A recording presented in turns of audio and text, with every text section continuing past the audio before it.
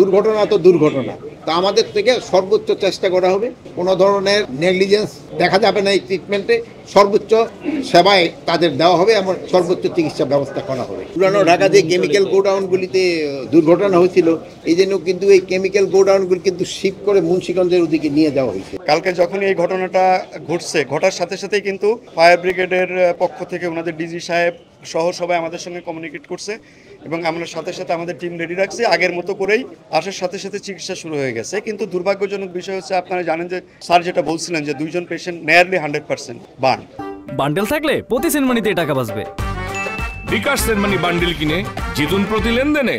আর একজন আছেন 42, একজন 5%। তো সমস্ত পেশেন্টকে আমরা একইভাবে গুরুত্ব দিই এবং প্রোটোকল অনুযায়ী করি। আপনারা জানেন যে আমরা ক্যাটাগরি করে মাইলস্টোনের সময় আমরা যেভাবে বলেছি, 3টা পেশেন্ট আসার সাথে সাথে 3টা পেশেন্ট আমাদের ক্রিটিক্যাল কন্ডিশন আছে আর একটা পেশেন্ট ইন্টারমিডিয়েট। তো আসার সাথে সাথে 3জন পেশেন্টকে আমরা এইচডিউতে ট্রান্সফার করি আর একজনকে আমরা অবজারভেশনে রাখি। এইচডিউতে নিয়ারলি 100% যে বার্ন দুটা, তাদেরকে আমরা রিসাসিটেশনের প্রক্রিয়া আছে। কারণ জানেন যে বার্ন চিকিৎসার প্রাথমিক পর্যায়ে হচ্ছে আগে ফ্লুইড দিয়ে রিসাসিটেট করা, তারপরে স্টেবল হলে তারপরে আমরা বার্ন টিস্যু যেটা থাকে সেটাকে এক্সারসাইজ করে আমরা গ্রাফট করি।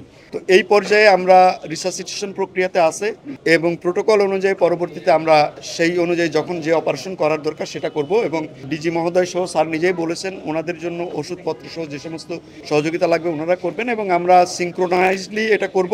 আশা করি ওনাদের জন্য আমরা আমাদের লেভেল থেকে সর্বোচ্চ চেষ্টা সবসময় থাকবে, বাকিটা আল্লাহর ইচ্ছা।